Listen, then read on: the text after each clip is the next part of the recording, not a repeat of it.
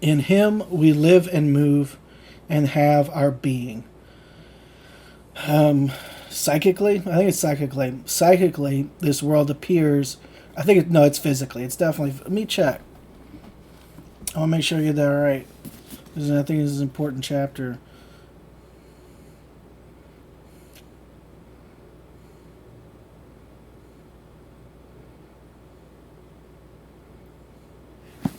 That's how it's stated. Psychically, this world appears as an ocean of light containing within itself all things, including man, as pulsating bodies enveloped in liquid light.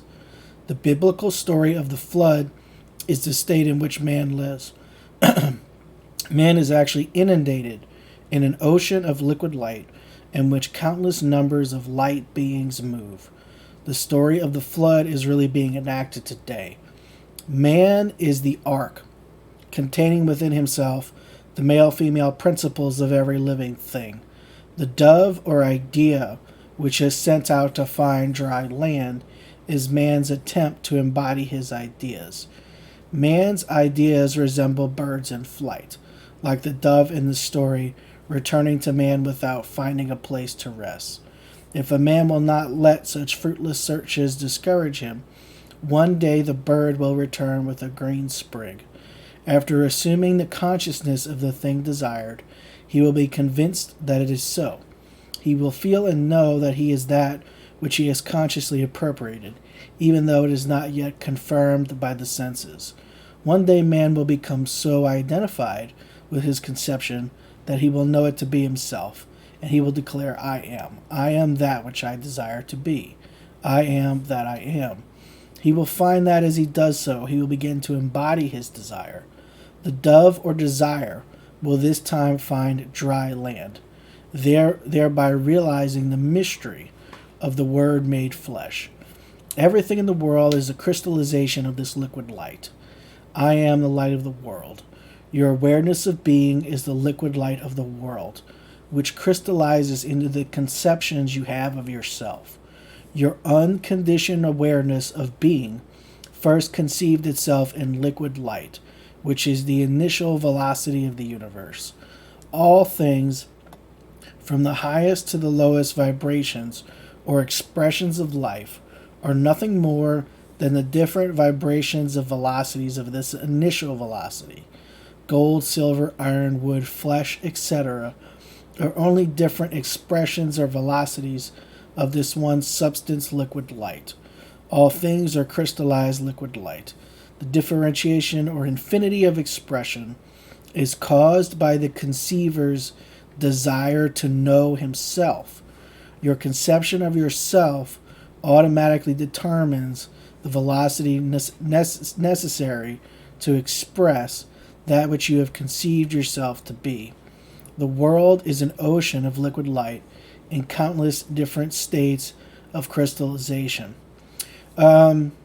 This chapter, Neville is trying to explain a vision he had before he started giving lectures that I had a version of. Because I saw the boundless ocean of liquid light in a meditative state. I didn't know what it was, even though I had read about it in another book about 2 or 3 weeks earlier. And then I read a different book 2 or 3 weeks later and was like, that's what happened to me. That's where I was. That experience alone, because I'd already had manifestations, but that experience, which I can't explain it. There's no words for it. It's stupid to even try to explain it because it was an experience beyond words. But I knew when I read this that that's what it was.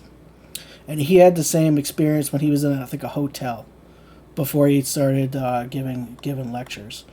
And so this chapter is him trying to explain what's going on here, trying to put into words something that you cannot put into words, and then giving this overall operating mechanism for it. This idea that there's one initial velocity, and then everything you experience is just like an alternative to it. Like it's really just like it's just musical, you know. I think the whole law of attraction movement, I don't really know, but I'm guessing that a lot of them were influenced by reading this and taking the whole vibration thing and really just hyper focusing on that and being less concerned with the biblical aspect and with the practical technique aspect of it, which is literally, if you want anything and you're so busy in your mind that you can't focus on it during the day, to take that time when you are relaxed, either when you have some downtime or when you're right before you're going to sleep or right when you're waking up. Take that time and take advantage of that time to let go of everything that's going on in your life right now and experience within yourself having the thing that you desire.